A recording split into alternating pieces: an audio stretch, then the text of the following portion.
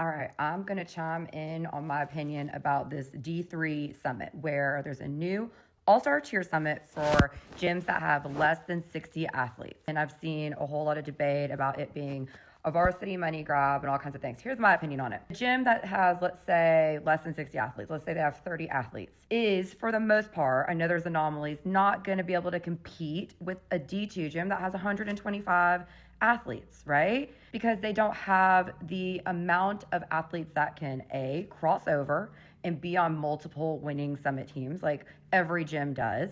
They literally, let's say, take one that has 30 kids. So we're going to take one of these small gyms that has 30 kids there. Realistically, they're not going to be able to compete with a D2 gym that has 125 kids. So I love that varsity is doing this because now you're giving these smaller gyms the opportunity to compete with other smaller gyms that are equally yoked, right? That have equally yoked skills and equally yoked talent. Also, I heard the argument that, oh, well, look at all these gyms that have all these franchises. I mean, I've seen tons of franchises everywhere.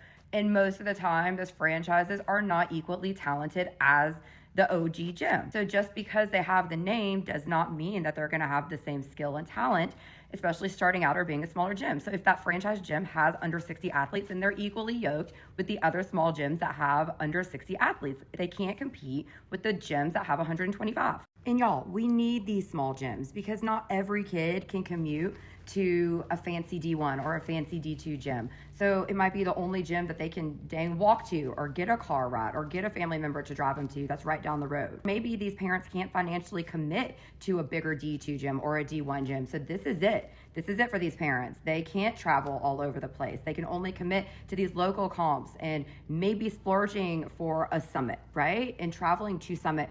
Let's give these gyms a shot of winning with other, again, comparable gyms being competition instead of them taking 30 athletes trying to compete against the D2 gym that has a 125 number of athletes.